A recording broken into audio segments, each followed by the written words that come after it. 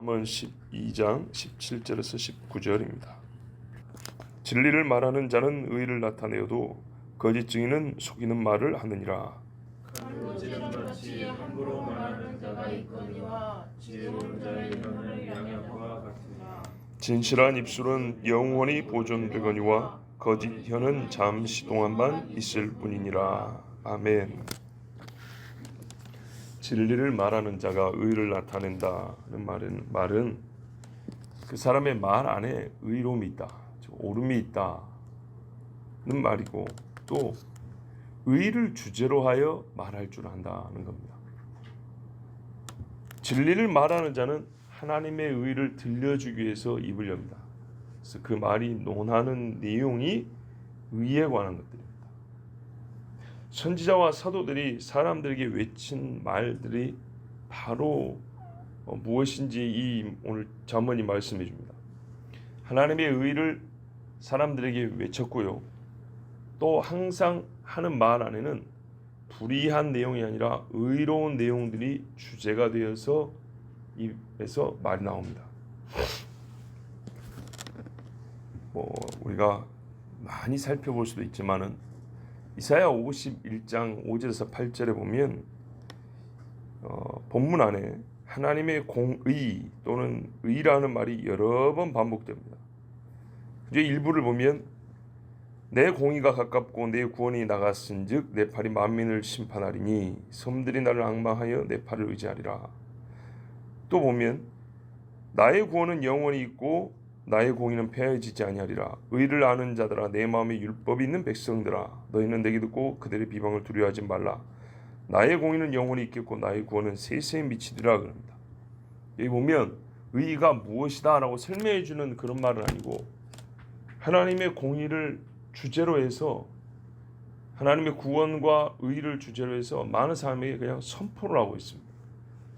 이런 말씀을 비롯해서 성경에는 정말 진리를 말하는 사람들, 곧 하나님의 구원과 의를 사람들에게 가르쳐 줄 뿐만 아니라 하나님의 의를 담고 있는 그런 내용의 말을 한 사람들이 아주 많이 있습니다.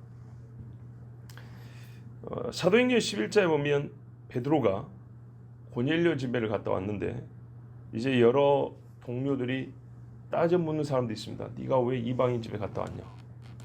아직 조금 미숙한 거죠. 그리스도의 복음이 만민에게 주어졌다는 걸 아직 잘 모르죠. 그래서 예수를 믿는데 그 문제를 갖고 동료들이 베드로에게 좀 따졌어요. 그랬더니 베드로가 하는 말이 뭐라냐면, 나도 당신들하고 같이 생각을 했지.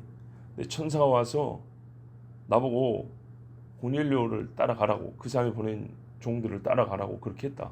또 하나님이 세 번이나 나에게 이 부정하다고 여겼던 짐승 내가 깨끗하게 했으니까 이제 먹으라고 하더라. 그래서 내가 어찌 하나님 먹이겠냐. 가서 말씀을 전하는데, 말씀을 듣는 중에 성령이 임하여서 그 사람들이 다 성령 충만을 받았는데 꼭 우리에게 마가의 다락방에서 내린 거 똑같더라. 자, 이런 이야기를 합니다. 바로 이런 이야기를 지금 얘기하는 겁니다. 직접적으로 예수 믿어라 구원받는다, 하나님은 의로우신 분이다 라는 것은 뭐죠? 하나님의 의를 직설적으로 이렇게 표현하고 나타내는 말이죠. 그리고 일반 대화 안에 그러길래 그 이방인 놈의 새끼들, 이런 식의 말을 하는 게 아니고, 하나님의 구원은 이방인에게도 똑같이 미치고 모든 믿는 자에게 차별이 없느니라는 의라는 단어는 없어요. 그런데 바로 이런 말이 뭐예요? 하나님의 진리를 나타내는 의로운 말들이라는 겁니다. 그래서 믿음의 사람들의 말 안에는 의를 직접적으로 표현하는 말이 있고, 하나님의 의를 내용으로 하여서 논하는 그런 말이 있고, 그래서 선지자와 사도의 말에 보면 항상 하나님의 의가 있어요. 사무엘의 말이 하나도 땅에 떨어지지 않았다. 그 말은 사무엘이 직접적으로 메시아를 얘기해서 그러냐, 그런 말이 아니라 간접적으로 하나님의 백성들은 이러이러한 일을 하는 것이 옳지 아니하다 라는 이런 말을 했다든지, 이게 직접적인 간접적인 뭐지만 메시아를 직접 언급하지 않더라도 율법에 따르면은 우리가 이런 식의 사고를 한다든지 제사 드릴 때 이렇게 하는 것은 하나님 보시기에 옳지 아니하다, 이런 말도 전부 다 뭐예요? 의로움이 담겨 있다는 얘기입니다. 자, 그런데 거짓 증인은 속이는 말을 한다 그랬어요. 자, 거짓 증인은 어떤 말 하냐? 예를 들면 나봇의 포도원을 뺏으려고 이세벨이 그 나봇의 동네 사람들을 위협해서 거짓 증언을 하라 그럽니다. 나봇이라는 사람이 하나님과 왕을 저주했다고, 그렇게 말했다고 너희들한테 물어보면 그렇게 대답하라 그럽니다. 그래서 동네 사람들 중에 돈 받아먹고 몇 사람이 나봇이 하나님과 왕을 저주한 것을 들었다, 이런 식으로 해가지고 나봇을 죽이고 그 포도원을 뺏었습니다. 성경에 보면 이렇게 거짓 증언하는 사람, 바울을 죽이려고 거짓 증언하는 사람, 예수님 죽이려고 거짓 증언하는 사람, 전부 다 이 사람들의 말, 곧 이 거짓 증인들에는 속이는 말만 있었는데, 그들에 대하여 하나님 뭐라 하냐면 그 속이는 말이 곧 자기 자신에게 들어가서 자기가 그 죄값을 치르다 그런다. 신명기에 거짓 증인을 한 사람은 자기 말한 그대로 그 머리에 되돌려주라고 그랬습니다. 죽이려고 거짓말한 사람은 죽일 것이고, 매를 때리려고 거짓말한 사람은 매를 때릴 것이고, 남의 물건을 뺏으려고 거짓말한 사람은 그 사람의 물건을 뺏으라고 그랬습니다. 그런데 이 사람들 속에는 뭐가 있길래 거짓말을 하냐? 진리를 말하는 사람들은 뭐가 있기에 의를 말하냐면 의가 있어서 의로운 말한 것처럼, 거짓말하는 사람들은 보세요. 우리말 똑같이 거짓, 속임. 본문을 보세요 여러분. 17절에 거짓 증인은 속이는 말을 한다 그랬어요. 같은 말이죠. 그렇죠? 똑같은 말이에요. 거짓말이나 속이는 말 똑같은 말이에요. 자, 거짓말하는 사람들은 속이는 말이 그 속에 있어요. 그 사람 자신이 사실은 지금 자기 자신을 속이고 있는 겁니다. 하나님의 말씀이 뭐라냐면 그들은 속이는 일로 말미암아 나를 알기를 싫어한다고 예레미야 9장에 말씀합니다.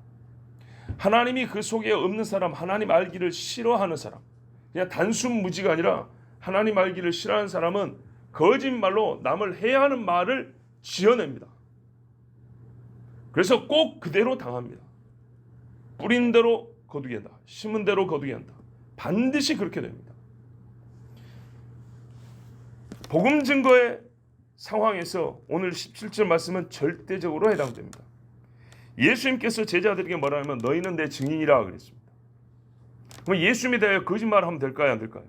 안 되죠. 사람이 그리스도에 관해서 말을 할 것 같으면 결코 속이는 말, 성경에 거스르는 말을 해서는 안 됩니다. 예수가 신과 합일에 도달한 인간이라거나 재림하지 않는다거나 십자가의 죽음이 대속과 무관하다거나 예수의 기적은 우연이나 또는 과학적 설명으로 다 이게 설명이 된다는 거나 이런 말들은 거짓말입니다.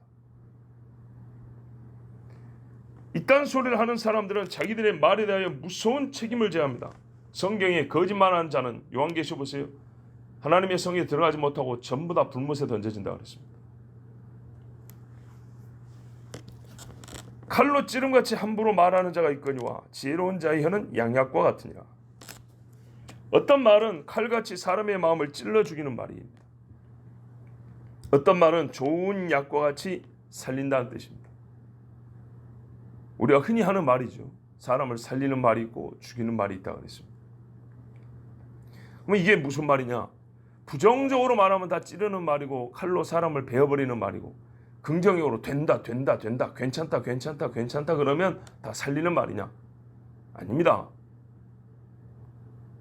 의사도 살릴 능력이 없으면서 괜찮습니다, 삽니다, 그리고 죽은 사람이 있습니다.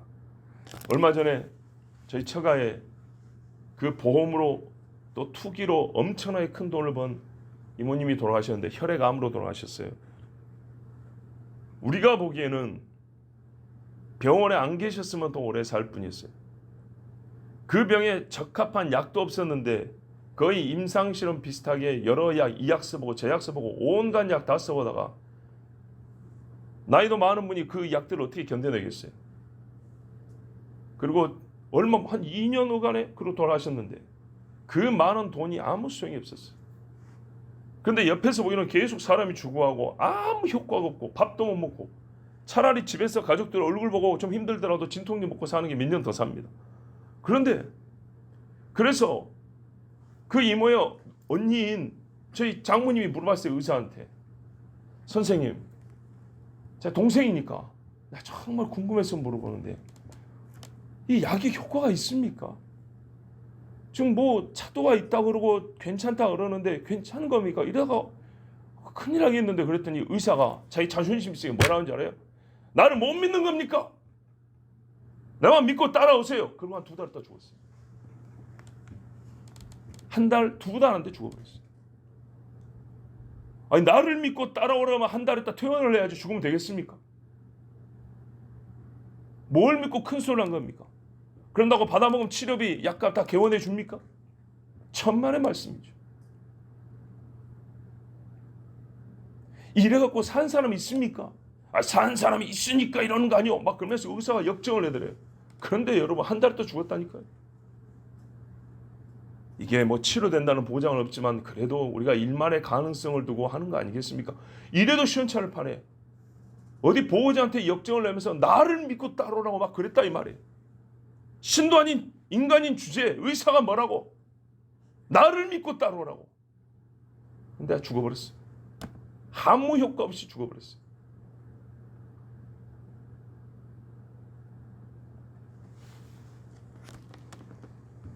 여러분 이 말이 살리는 말입니까? 죽이는 말입니까? 봐보세요. 얼마나 긍정형입니까?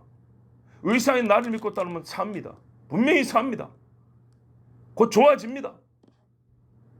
죽이는 말이에요? 살리는 말이에요? 죽이는 말이죠. 죽이는 말.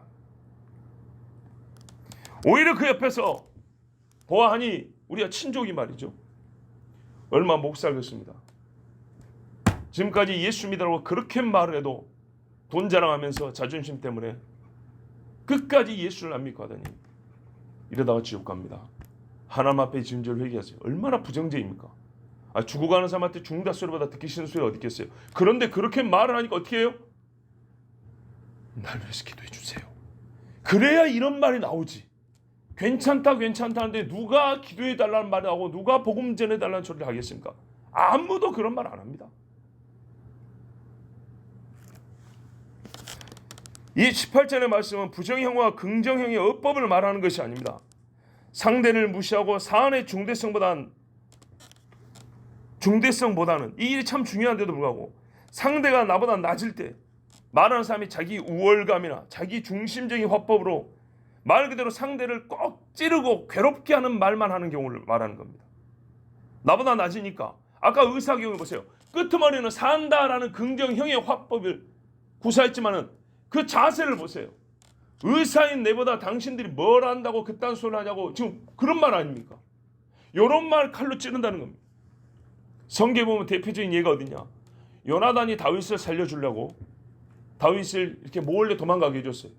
그랬더니 아버지 사울이 자기 큰아들 요나단한테 뭐라 그러냐? 그 좋은 일을 한 요나단한테 화를 내면서 폐영무도한 계집의 소생아, 내가 이세의 아들을 택한 것이 네 수치와 네 어미의 벌거벗은 수치됨을 내가 어찌 알지 못하랴. 이렇게 말했어요. 이게 무슨 말이에요? 이 창녀 같은 계집의 아들 새끼야, 이런 말이에요. 아시겠죠? 자기 아들한테 이렇게 말을 했다고요. 왜? 화가 나니까. 네 애미나 니나 똑같은 더러운 놈들이다. 다윗 그놈을 보내줬단 말이에요. 이렇게 말한 거예요.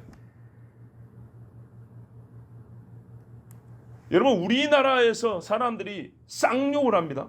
이 쌍욕을 한 것을 외국말로 통역을 할 때 그 쌍욕을 그대로 통역할 수 있을까요? 여러분이 통역가라면 그대로 번역하겠어요? 조금이라도 순화시키는 비슷한 욕은 욕이지만은 그 무서운 느낌을 조금 둔화시키는 말로 번역을 하겠죠. 그래요. 우리도 남의 말을 번역해 올 때 그렇게 번역해 오는 거예요. 아주 거칠고 진짜 저주의 끝을 당하는 그 끝을 말하는 거예요. 세상이 자기 부인하고 자기 큰아들을 이렇게 더러운 말로 할 수가 있습니까? 이런 말이 칼로 찌르는 거예요. 요나단이 얼마나 큰 상처를 받았는지요. 지혜로운 자의 혀는 양약과 같다. 감춰진 진리를 밝혀주는 혀. 이 말은요, 사람의 영과 정신에 큰 위로가 되고 힘이 있습니다. 정신병리학자들의 말과 정신 건강에 관한 지식보다 성경이 사람의 말과 영혼 또는 심리에 대하여 어떤 관계를 갖고 있는가 말하는 것을 듣는 것이 훨씬 좋습니다. 무슨 말이냐면 심리를 연구하고 정신을 연구한 사람들은 인과관계만 말합니다. 뭐가 어쨌기 때문에 지금 마음에 상처를 받았다. 뭐가 어쨌기 때문에 마음에 지금 큰 충격을 받았다. 이렇게만 인과관계를 말하지만 성경은요 능력을 말합니다. 왜 이것이 원인이 되는가? 이 말에는 어떠한 능력이 있기 때문에 사람의 마음에 칼이 되기도 하고, 말에는 이 말이 원인이긴 원인이었는데 말에는 본래 어떤 능력이 있기 때문에 사람을 살리기도 하는가? 여기까지 설명을 해주는 게 성경이고, 사람들의 연구는 말의 능력에 대해서는 모릅니다. 인과관계는 알아요. 이 말을 들었더니 사람이 이런 결과가 나타났고, 저 말을 들었더니 사람에게 저런 결과가 나타났다고, 이거를 인과는 연결이지만 어떤 능력이 있어서 그렇게 되지? 이거는 말해주지 못합니다. 사람의 영이 이 땅에서 그 영의 힘을 표현할 때 가장 1순위로 나타나는 것이 말입니다. 말.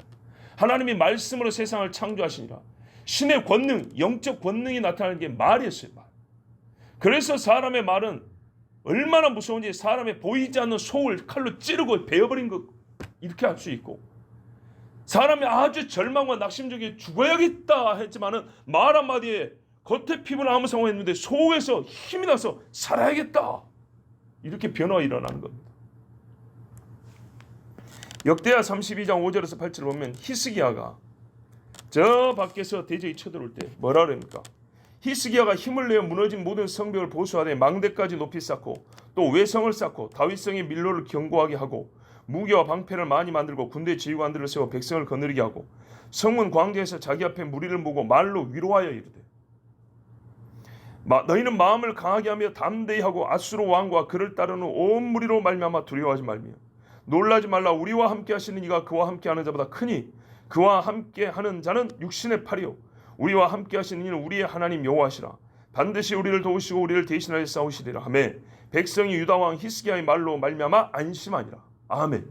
자, 군대가 100만 명이 더 늘었냐? 내가 원군을 구했다. 돈을 주고 용병을 사왔다. 우리에게 신무기가 갖춰졌다.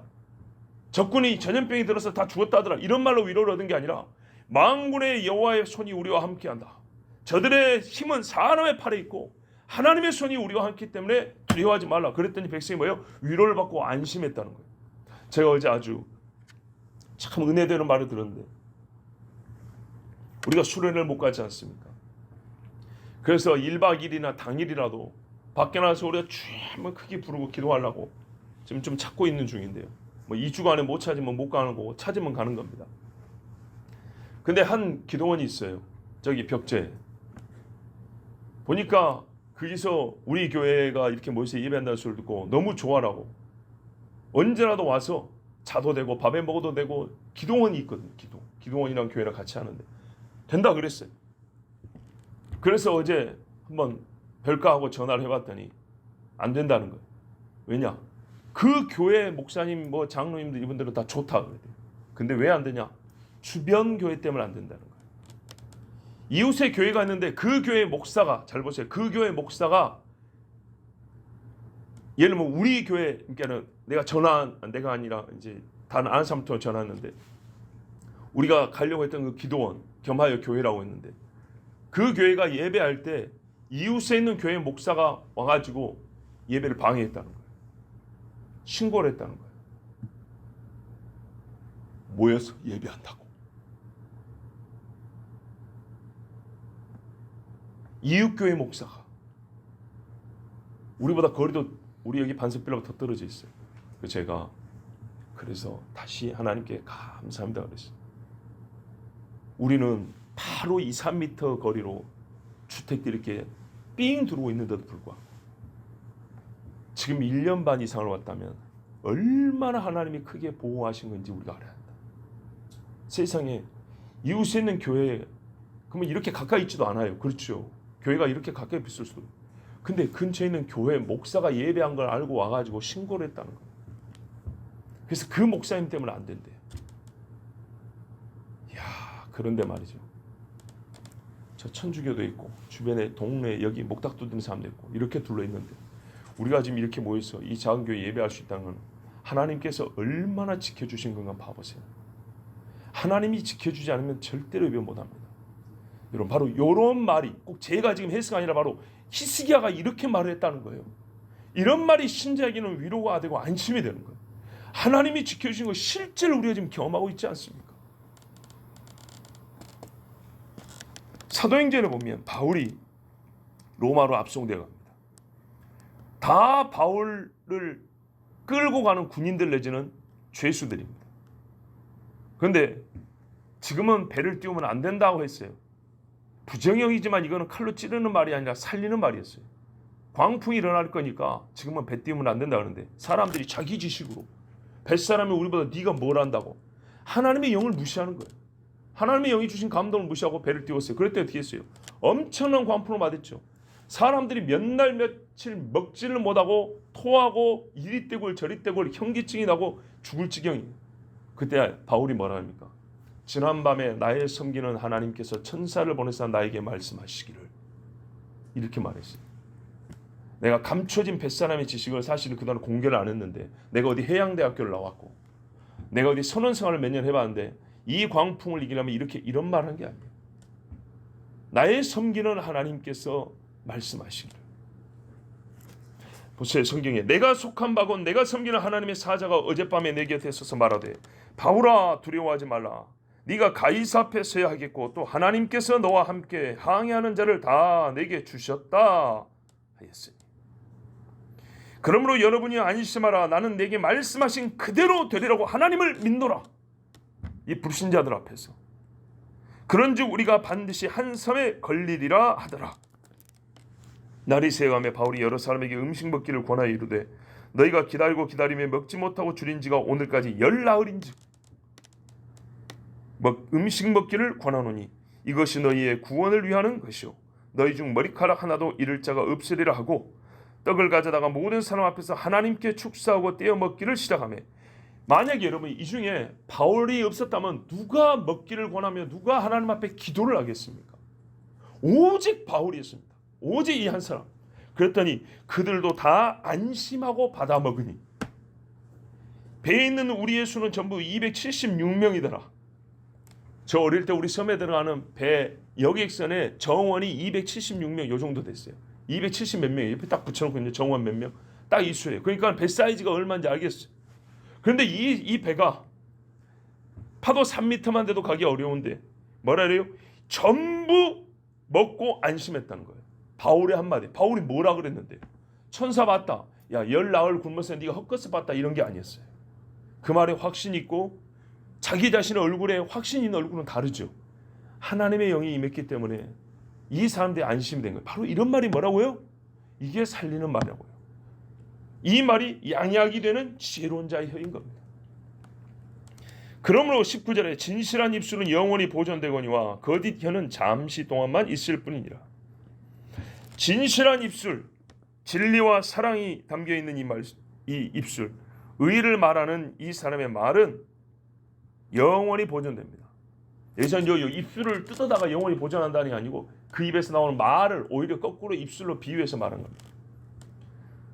바울과 같이 히스기야 같이 다윗과 같이 싸움은 사람의 수에 많고 적음에 있는 것이 아니라 여호와께 달려있다는 요나단의 말과 같이 이렇게 말하는 사람은 지혜로운 자요 양약이 되는 말이고 실제로 위로와 안심이 되고 하나님이 들으시고 하나님이 들으시는 말이기 때문에 영원히 보존되지만 거짓말하는 사람 이세벨의 말을 따라서 나봇의 포도원 뺐는데 도움 줬던 사람들 고라 일당과 같이 모세를 대적하는데 그 입을 말했던 사람들 어떻게 했어요? 그대로 땅속으로 들어가 버렸습니다. 사자에 있다가 먹이려고 다니엘을 향하여 거짓 고소했던 사람들 악법을 만들었던 사람들 그 입이 사자 입속에 들어가 버렸습니다. 금세 없어져 버렸습니다. 돈을 벌려고 사람들 속이고 했지만 자기 자신도 그 한 푼을 입에 물고 무슨 뭐라 그래요? 저기 극락 가는데 무슨 뭐 노잣돈 아무 소용없어요. 돼지 머리에다 10,000원짜리 찔러줘서 봐야 아무 소용없이 그 입에서 나오는 말들이나 그 입에서 나오는 무슨 돈을 벌 것 같은 그런 소리나 헛되고 헛되어서 바람을 잡으려는 것과 같이 다 바람과 함께 사라져버립니다. 입술에 좋은 열매는 영원히 보존되지만 무가치한 열매 맺는 나무는 뿌리까지 뽑아버린다는 게 하나님 말씀입니다. 제가 잠언을 계속 읽으면서 참 하나님의 말씀은 보고 들을수록 하나님에 관하여 어떤 생각을 하게 하냐면 하나님 참 좋은 분이요 정말 선하시고 의로우신 분이구나 나와 함께 진짜 무서운 분이다 사람 중에 누가 남의 말에 대해서 이렇게까지 말씀하는 사람이 없습니다.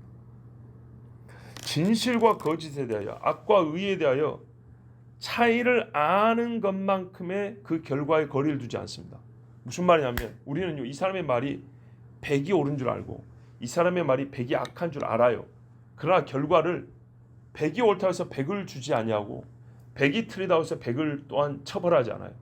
줄여요. 변호사들 하는 일이 뭡니까? 줄이는 거 아닙니까? 서로 합의 보고 줄여요. 서로 간에도 품앗이 하듯이 100을 잘해도 80 정도 쳐주면 잘 쳐준 거고, 100을 잘못해도 그냥 한 50 정도 때리고 말지 뭐 그렇게까지 할 필요, 이런 식으로 줄여요. 근데 하나님 어떻게 해요? 100은 100이고 50은 50인 거예요. 정확하게 그 말의 차이의 거리만큼 결과의 차이도 꼭 그 거리만큼 벌려둡니다. 말이 이 정도 옳고 말이 이 정도 틀리면 이 옳고 그름의 거리가 있잖아요. 요 거리만큼 상을 주고 벌을 내린단 말이에요. 정확하게. 그러니까 하나님이 참 좋은 분이면서도 얼마나 무섭냐고. 여호와께서 나의 말을 하나도 알지 못하심이 없으시니이다. 다 알기 때문에 다 판단하시고 정확하게 따라서 상벌을 내리시는 분이세요. 사람은요, 행위에 대한 보응이 극단적으로 나가지 않는 때가 대부분입니다. 그러나 하나님은 끝에서 끝으로 거리를 넓히시고 영생과 영벌로 그 사람의 결국을 나눠버립니다. 그러므로 우리는 어찌해야 되냐? 이런 말씀을 들을 때마다 진실한 입을 사랑해야 합니다. 진실한 입을 가져야겠다라는 의지로 안 되고요, 사랑하는 마음이 있어야 돼요. 사랑함이 있으면 의지는 자동적으로 생깁니다. 사랑하는 상대 있으면 자동적으로 의지가 생기듯이 의지를 앞세울 것이 아니고 사랑이 앞서야 됩니다. 항상 내가 하나님을 이렇게 잘 섬겨야지 아니라 섬기는 뭐예요? 신명기 하라 하지 말라는 의지적 결단을 요구하는 것 같지만 신명기의 최종 말씀은 여호와를 사랑하라 했어요. 여호와를 사랑하면 내가 여호와를 향해서 이렇게 해야지, 이건 안 해야지가 자동으로 나오게 되고 가능해집니다.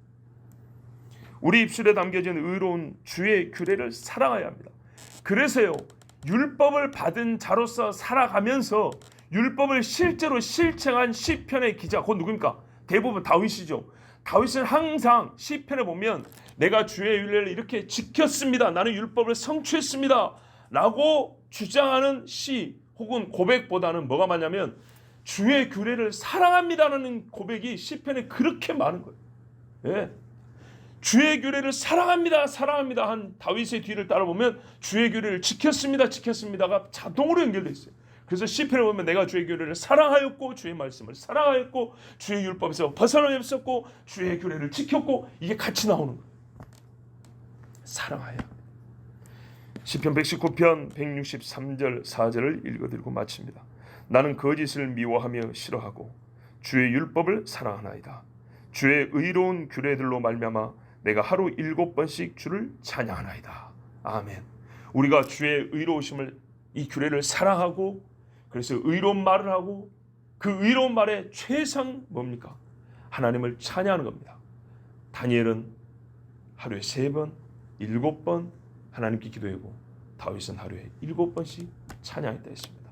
이보다 지혜로운 자의 입이 어디 있고 이보다 의로운 입술이 어디 있겠습니까?